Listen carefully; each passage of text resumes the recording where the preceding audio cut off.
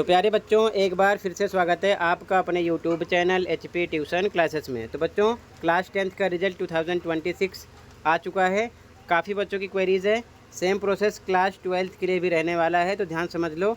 यहाँ पर काफ़ी बच्चों की क्वेरीज़ है कि रिजल्ट 2026 में RL, RT, RP, RB, NR, NE, RW इन सब का मतलब क्या है, एक बार समझा दो।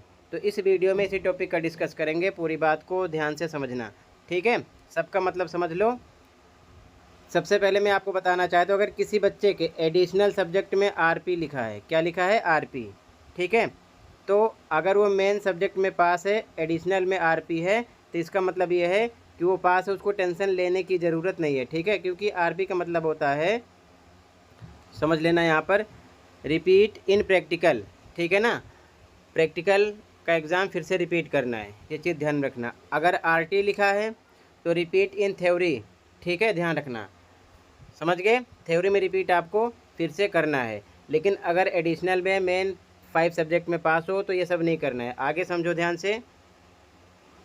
NR लिखा है तो इसका मतलब है नोट रजिस्टर्ड, ठीक है। RB लिखा है तो इसका मतलब होता है रिपीट इन बोथ, यानी कि थ्योरी प्रैक्टिकल दोनों, ये चीज़ ध्यान में रखना। RL लिखा है तो रिजल्ट लेटर, यानी कि कुछ इशू के कारण आपका रिजल्ट अभी डिक्लेयर नहीं हुआ है, प्रोसेस में है, ध्यान रखना, बाद में आएगा, ठीक है। NE लिखा है तो नॉट एलिजिबल, इसका मतलब। RW लिखा है तो रिजल्ट विद हेल्ड, आपका रिजल्ट रोका गया है, ठीक है ना। अगर ABST लिखा एब्सेंट, COMP लिखा है कंपार्टमेंट है, ठीक है। UFM लिखा है तो अनफेयर मीन्स है। अगर 4 टाइम X लिखा है तो इम्प्रूवमेंट का एग्ज़ाम था, ठीक है। इसी प्रकार सारी चीज़ों का मेंशन यहाँ पर है, आप आराम से देख लो ताकि बार बार हज़ारों वीडियो देखने की ज़रूरत ना पड़े, ठीक है। कंडीशन कुछ भी हो, ध्यान रखना। अगर मान लो एडिशनल में ऐसा कुछ है तो इसका मतलब आप पास हो, मेन 5 में अगर आप पास हो तो, जैसे कि यहाँ पर आप देख रहे हो, ठीक है ना।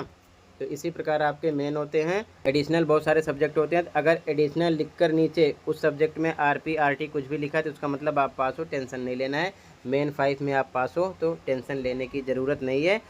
और अगर मान लो मेन 5 में ऐसा कुछ है तो कभी कभी एडिशनल रिप्लेस होता है। लेकिन अब आप देख लो कि मेन सब्जेक्ट में, मेन लैंग्वेज सब्जेक्ट में क्या कैसे कंडीशन है, ठीक है, ये देख लेना। तो इन्फॉर्मेशन आपको देनी थी। आई होप इन सब का मतलब समझ में आ गया होगा। फिर भी कहीं पर कोई डाउट है कमेंट कर सकते हो। मिलते हैं अगले वीडियो में। Thank you for watching and take care, okay.